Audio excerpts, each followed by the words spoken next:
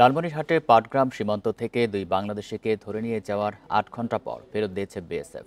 এ নিয়ে আরও জানাতে লালমনিরহাট থেকে যুক্ত হচ্ছেন সহকর্মী মাহফুজ রহমান। মাহফুজ, দুজনকে তো ছেড়ে দেওয়া হয়েছে, তাদের সাথে আপনার কথা বলার সুযোগ হয়েছে কিনা, তাদেরকে কি নির্যাতন করা হয়েছে কিনা, আর এই ঘটনার ব্যাপারে বিজিবি কি বলছে? বান্ডেল থাকলে প্রতি সেনমানিতে টাকা বাঁচবে। বিকাশ সেনমানি বান্ডেল কিনে জিতুন প্রতি লেনদেনে। জি, আপনাকে ধন্যবাদ। আপনি যেমনটি বলছিলেন যে গত শুক্রবার লালমনিরহাটের পাটগ্রাম সীমান্তে বাংলাদেশি এসএসসি পরীক্ষার্থী মাহফুজ ইসলাম রিমন, পাশাপাশি তার মামা সাজিদুল ইসলাম, তাদের দুজনকে কিন্তু সীমান্তের পার্শ্ববর্তী যে পুকুর এবং চা বাগান রয়েছে সেখানে কিন্তু তারা যায় ছবি তোলার জন্য। সেখানে ভারতের বিএসএফ ওত পেতে থাকা তারা কিন্তু আকস্মিক আসে তাকে ধরে এবং তার মামাসহ অর্থাৎ রিমন এবং রিমনের মামা সাজিদুল ইসলামকে ধরে কিন্তু নিয়ে যায়।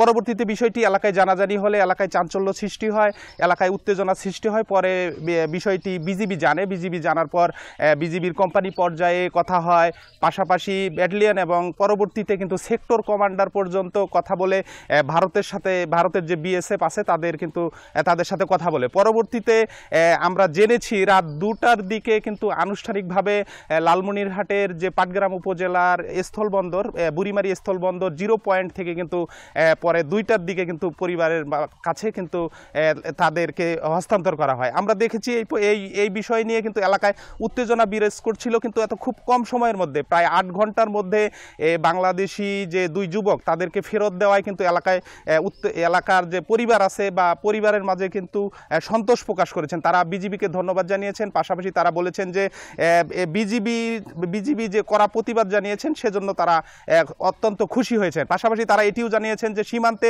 অকারণেই বিভিন্নভাবেই কিন্তু বিএসএফ সদস্যরা বাংলাদেশি নাগরিকদেরকে বিভিন্নভাবে হয়রানির সৃষ্টি করে। আমরা কালকে স্থানীয়দের সাথে বিভিন্ন জনপ্রতিনিধিদের সাথে কথা বলে যেমনটি জেনেছি, তারা কিন্তু বাংলাদেশের অভ্যন্তরেই ছিলেন। বাংলাদেশের অভ্যন্তরে যে চা বাগান এবং পুকুর রয়েছে সেখানে কিন্তু তারা ফটো সেশন করছেন, কিন্তু বিএসএফ সদস্যরা কিন্তু আকস্মিক তাদেরকে ধরে নিয়ে যায়।